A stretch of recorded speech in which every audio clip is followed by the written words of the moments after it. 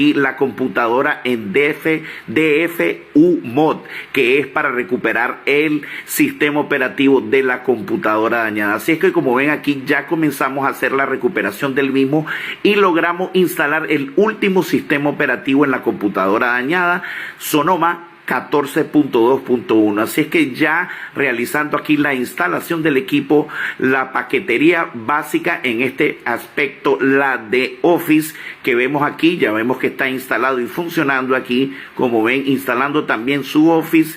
Ya en este incluye Excel, Word, PowerPoint y las demás aplicaciones de Microsoft. Así es que ya al momento hicimos la prueba y pudimos salvar el equipo y el sistema, y el equipo listo para entrega.